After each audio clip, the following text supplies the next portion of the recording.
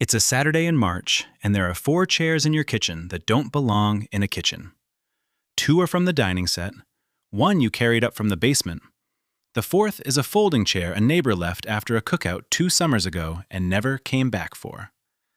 There's a woman in each of them right now, and there's another woman on your couch in the next room, scrolling her phone, waiting. Because you told her noon and it's 12:40, and you're running behind the way you are always running behind. Your hands haven't stopped since 7 this morning. There's coconut oil worked so far into your knuckles you've stopped washing it off. The whole apartment smells like edge control and the candle you light to cover the smell of edge control. You charge $40. $40 for knotless box braids that take you 6 hours when the part is clean and 7 when the hair fights you. And at the end of the day, if 4 women come through, you have made $160 and you cannot feel your shoulders. You are 28. You braid hair in your kitchen on Saturdays, and you do it again on Sundays. And on Monday, you go back to the job that actually pays your rent. And here's the thing nobody told you. The thing you're about to learn the slow way over the next 11 years. The $40 is not the business. The $40 was never going to be the business. But you can't see that yet. Right now, you're just trying to get the woman on the couch into a chair before she leaves. Let's go back a little, so you understand how you got 4 chairs in a kitchen. You learned to braid the way most people who can really braid learned it. On a sister, on a cousin, on yourself in a bathroom mirror at 13 because a salon visit was $45 you didn't have, and your mother had taught you that you could just do the thing yourself. So you did the thing yourself. And then you did it for the girls on your block, and then their mothers started asking, and somewhere in there the asking turned into paying. And you didn't decide to start a business so much as you looked up one day and realized people were handing you money on a Saturday. The job, the one that pays rent, is fine. It is the kind of fine that is a slow leak. You are good at it, and it does not need you to be good at it. You could be anyone. And there is a specific feeling you get around Thursday afternoon. Not dramatic, nothing you'd ever say out loud, that this is it. That the whole shape of your life has already been decided and you just haven't been told yet. The kitchen is the opposite of that feeling. In the kitchen, you are not anyone. The women in your chairs drove past 3 salons to sit in a folding chair in your apartment because you, specifically, do something with their hair that those salons don't. They show you pictures. They trust you. One of them, Renata, has been coming every 3 weeks for 2 years, and she has told you things in that chair she has not told her own husband. You are not just braiding hair. You know that much, even at 28. You're just not sure yet what the rest of it is. The first real decision comes the way these things come, which is to say, it comes as a problem. You're booked solid for 5 weekends out. You physically cannot braid another head. And a woman messages you, a friend of Renata's, and offers to pay you $80, double, if you can just fit her in before a wedding. And you can't. There aren't enough hours. And you sit there looking at your phone doing a kind of math you've never done before, which is the math of, the thing people want, I have run out of. There is more demand than there is me. Most people stop right here. They stay the talented person with the full book and the sore shoulders. And that is a fine life, and it pays $40 a head until the day their wrists give out. You almost stay there too. But Renata's friend gets married with someone else's mediocre braids, and that bothers you more than it should, and that is the night you start thinking about a chair that isn't in your kitchen. So you rent a booth. Here's how that actually works, because it matters. You don't open a salon. God, no, you don't have the money to open a salon. You find a salon that already exists, and you rent 1 station inside it. $200 a week. You're an independent contractor. The salon owner is basically your landlord. Everything you make above that rent, minus product, is yours. You keep the relationship with your clients. You set your own prices. You just borrow the address and the sink and the front door that says open. And it is a revelation. For the first time, you are not braiding next to your own dirty dishes. You raise your price to $65 because the address lets you, and almost nobody flinches. And you realize, this is important, file this away, that you had been charging $40 not because $40 was the right price, but because your kitchen made you feel like a $40 person. The room was setting the price. You just hadn't known it. You're netting real money now. After the $200 in rent, after product, you're clearing maybe $900, $1,000 on a good week, on top of the job you still haven't quit. You're tired in a way that feels like progress instead of a leak.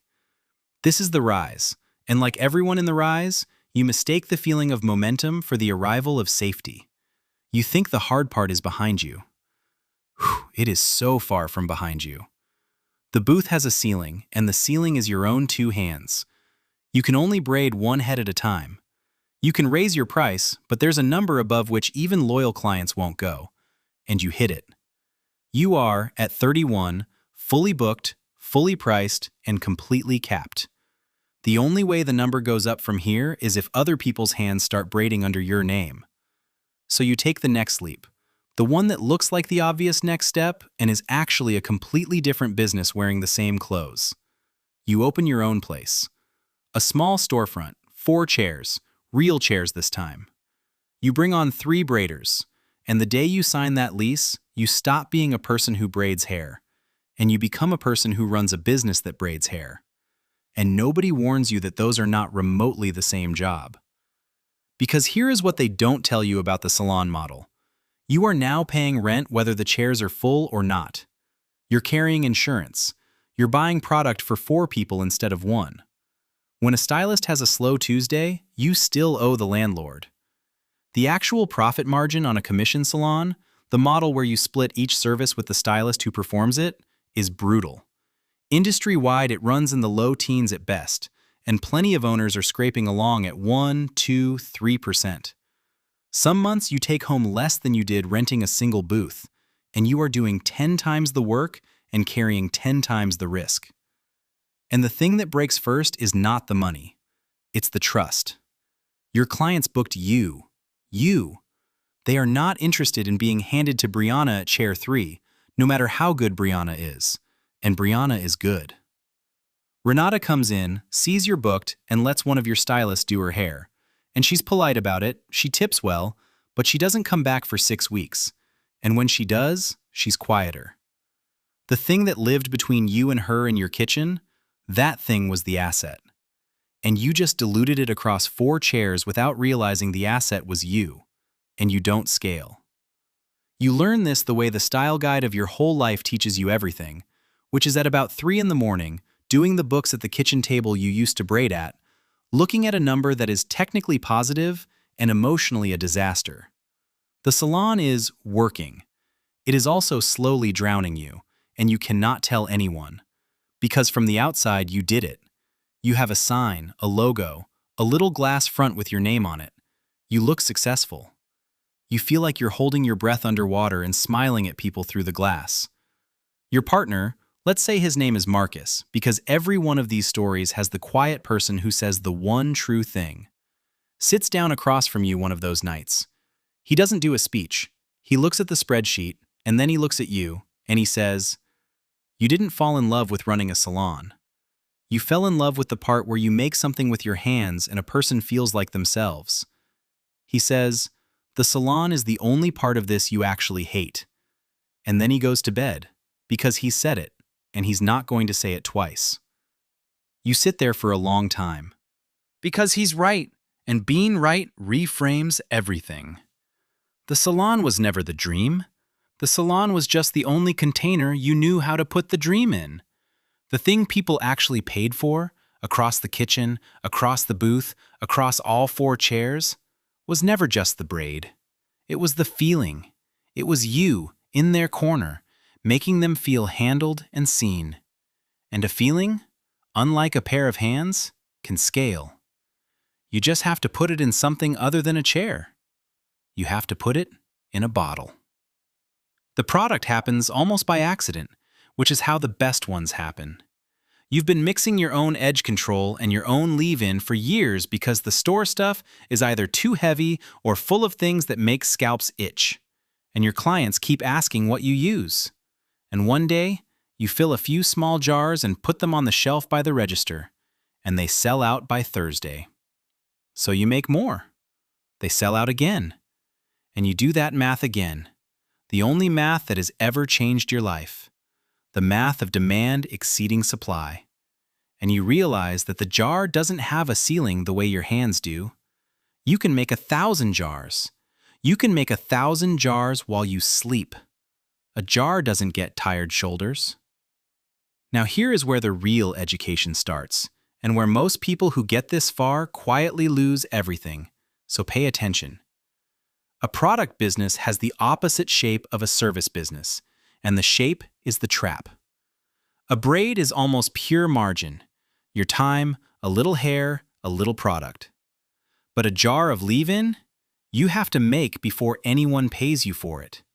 You buy the ingredients, the bottles, the labels, the boxes, the shipping, the photographer to make it look like something. And you spend all of that money up front, today. And the customer pays you later, maybe, if they find you at all. The gross margins on a good beauty product are real. 60% is achievable. The math on the unit looks beautiful. But the unit math is a liar, because it doesn't include the single most expensive thing in the entire business, which is the cost of getting one stranger to try the jar for the first time. They have a name for it: customer acquisition cost. What it costs in ads and content and discounts to turn a person who's never heard of you into a person who buys once. And against it sits lifetime value. What that customer is worth across every order they'll ever make. The entire game, the whole thing, every dollar comes down to one inequality. Lifetime value has to beat acquisition cost, and it has to beat it by enough, and it has to beat it before you run out of cash waiting for the lifetime part to show up. You do not understand any of this yet. You just know the jars sell. So you go all in. You take a loan.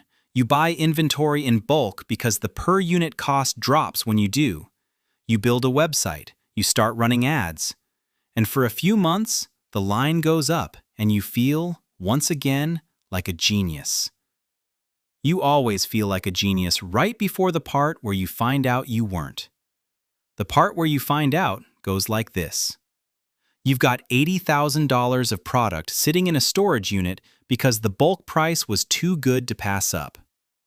Your ads are bringing people in, but it's costing you $30-something to acquire a customer who spends $40 on their first order, which means you are, in plain terms, paying people to take your product and telling yourself it's fine because they'll reorder. Some of them do. Most of them don't, not fast enough. And your cash, the actual money in the actual account, is draining toward zero while your business, on paper, in revenue, looks like it's booming. This is the trap that kills product companies. Not lack of sales, growth. Growth you can't afford. Every order you ship costs you money you won't get back for months, and the faster you grow, the faster you bleed. And you can grow yourself directly into bankruptcy with a warehouse full of a product people genuinely love. Revenue was never the thing. Revenue was the disguise the problem wore. You hit the bottom on an ordinary Tuesday, of course. A supplier wants paying. Payroll for your remaining staff is Friday, and you sit in your car in the storage unit parking lot, looking at $80,000 of inventory you can see through a roll-up door, completely unable to turn it into the $4,000 you need by Friday, and you understand for the first time that being asset-rich and cash-poor is its own specific kind of broke. The most broke you've ever been, in fact, is right now, surrounded by product, with a brand people love. What saves you is not a miracle. It's the thing you should have built from the start and didn't because it's boring. You stop chasing strangers, you go back to the inequality, and you fix the side of it you'd been ignoring. Instead of spending $30 to rent a new customer once, you build something that makes the customers you already have come back on their own. A simple subscription, the leave-in and the edge control shipped every month to the women who were already buying them every month anyway. It's not sexy. Nobody writes an article about you for it, but it turns a one-time $40 buyer into a $400 a year relationship. And it does it without you paying a stranger tax every single time. The recurring revenue is the floor under the whole thing. You should have built the floor first. And you stop trying to be everywhere. You go back to the one true thing Marcus said. You, in someone's corner, making them feel seen. And you build the brand around that instead of around ads. You film yourself doing the thing you've done since you were 13, the thing in the kitchen, the parting and the oiling and the talking. And it turns out, the asset that didn't scale across 4 chairs scales just fine across a phone screen. The feeling was always the product. You just kept trying to sell the jar. It works. Not overnight, and not cleanly, and there are months in there where you nearly fold and a couple where you genuinely should have. But the subscription floor holds. The loyal customers carry you. And the thing about a real, slow, loyal base is that eventually, the big players can see it from across the room. Because here's the part nobody tells you about getting into the big stores. You don't get into Ulta. Ulta comes to you. Nobody from a national retailer is calling a brand that's been alive for 18 months and lives entirely on paid ads. They call the brand with 250,000 customers and a quarter of them buying again and again, because that base is the only thing that's actually hard to fake. The retail shelf is a prize for surviving, not a strategy for surviving.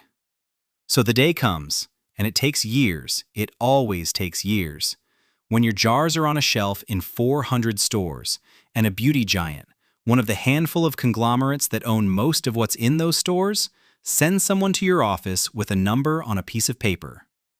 And this is the last thing you have to learn, and it is the most complicated one, because it doesn't feel like winning, even though it is.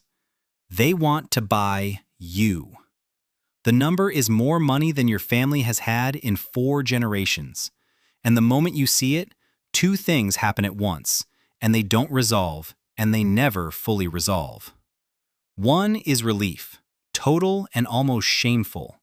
The parking lot, the 80,000 in the storage unit, the 3 a.m. spreadsheet, all of it can be over. The other is something closer to grief, because the thing you built out of a folding chair and a candle and your own knuckles will no longer be yours. And the women who followed you from your kitchen will read the headline, and some of them will feel, fairly, that you sold the very thing that made you theirs. You'll take the deal. Most people in your shoes do, and the ones who pretend they wouldn't have never had the number in front of them. You'll take it because the alternative, staying small and pure and 1 bad quarter from the storage unit parking lot forever, is a kind of romance you can't actually afford. You'll negotiate to keep a stake, to keep your name on it, to stay in the room. And some of that they'll honor, and some of it, the spreadsheet on their side, will quietly erode over the years, the way it always does, until one day you realize the brand that has your name on it makes decisions you find out about in a press release. But you'll also, years later, get a strange second chance. Because giants get bored, and portfolios get reshuffled, and sometimes the very brand they bought from you comes back up for sale. And you, older now, with everything you learned the brutal way, get to buy a piece of your own name back and run it again, as the person you've become instead of the person you were. And that, owning it twice, once in ignorance and once in full knowledge, is a thing almost no founder gets, and it is worth more than the first check, though it'll never make a headline. So think about the kitchen. 4 chairs that didn't belong in a kitchen, a candle covering a smell, $40 a head, and your shoulders gone by dark. We're in someone's corner, doing something with your own 2 hands that made a stranger feel like themselves. Everything that worked was a way of bottling that feeling. Everything that nearly killed you was a moment you forgot it and chase the container instead. Hands don't scale. Trust doesn't dilute well. Revenue is a costume the truth wears. And the slow, boring, unsexy floor, the loyal few who'd have followed you out of the kitchen no matter what you sold them, that floor was the whole company the entire time. You just had to nearly lose it in a storage unit parking lot to finally build it first.